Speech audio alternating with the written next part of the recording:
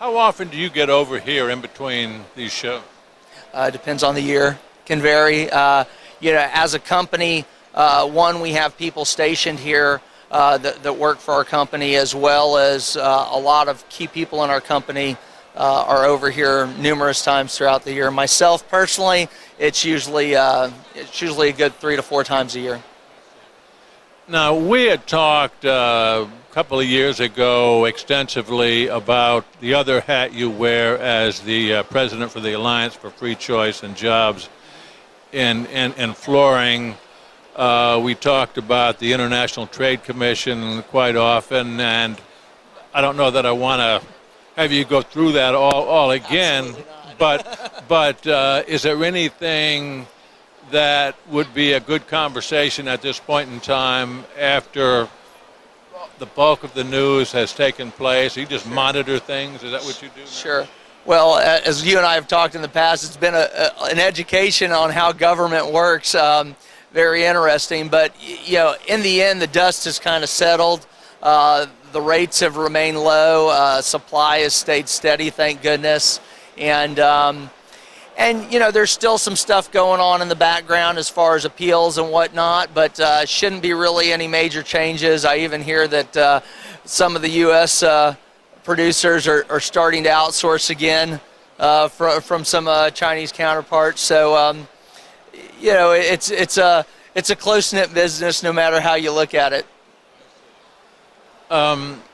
I guess with lumber liquidators, we've seen the Lacey Act come into news. Does anybody pay any attention? It seems to me you hear so many alerts about so many things that nobody pays much attention anymore. Is that about the situation with the Lacey Act? I think the Lacey Act has been it's been good for not just our industry, but any industry that sources wood in general and uses wood as raw materials.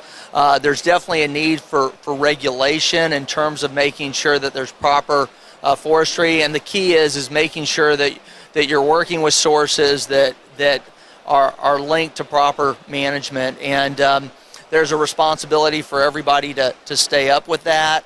And lumber liquidators, they're a big company. They do a lot to really push the value of wood flooring to the consumer. And so, they have to do their due diligence just like anybody else.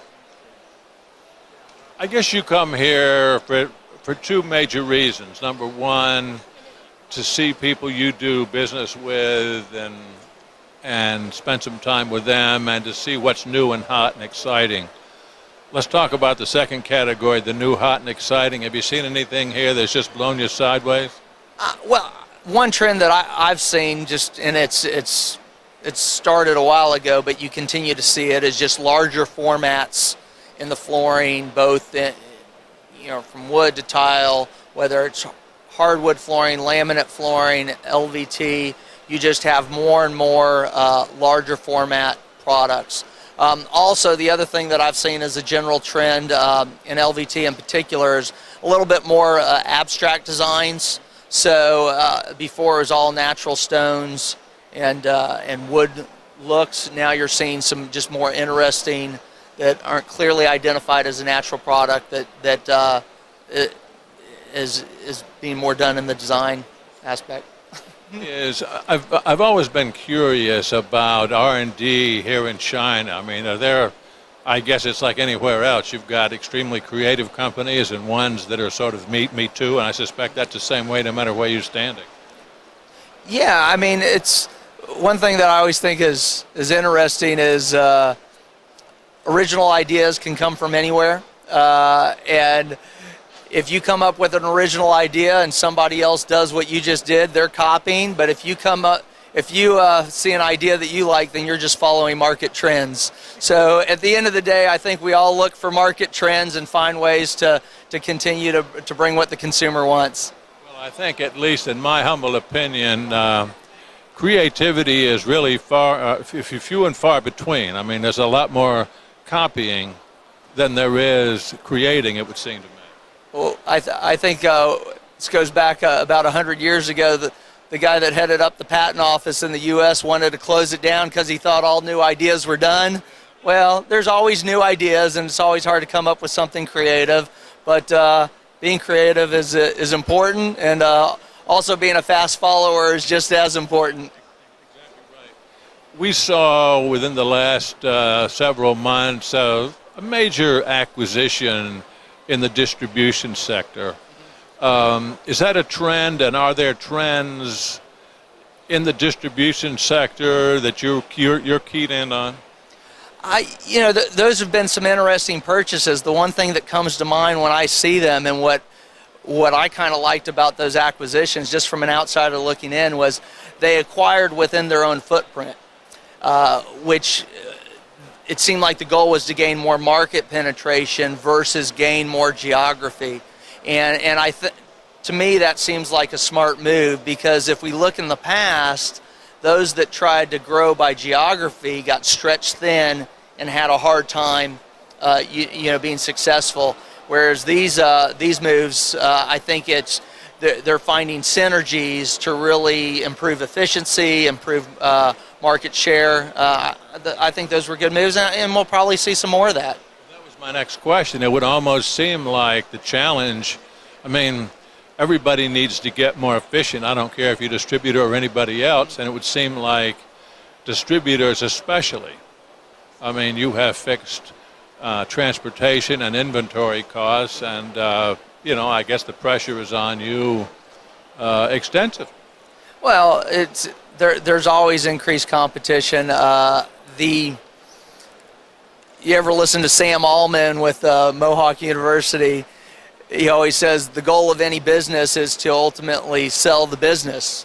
And so you're trying to add value to that and see where that goes. So businesses will always be bought and sold, and there'll always be growth by that method. And I think distributors are trying to find every edge that they can, and I think we'll see more of that happening.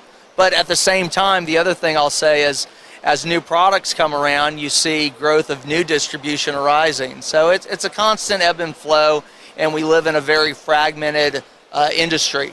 I don't think there's any one company that can truly dominate, because our industry is focused on style and design, service.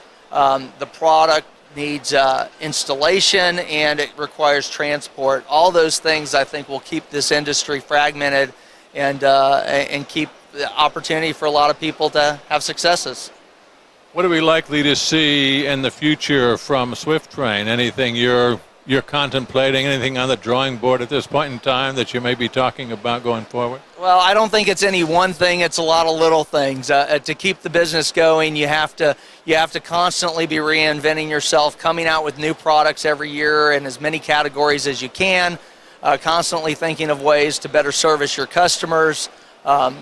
And so it's just a lot of little things, and trying to find ways to have the right people in your company to focus on just a number of things. How would you rate this show, 1 to 10? I'd rate it an 8. Jonathan, it's always great talking with you, and it looks like you're none the worse for wear after 3 days of pedaling around in this place. Well, it's a long trip, but if you're going to make the flight over, you might as well make the most of it. So we try to pack in as much as we can. Jonathan, thanks so much. It's been great talking with you. We've been talking with Jonathan Train, Executive VP at Swiff-Train. This is Talk Floor TV.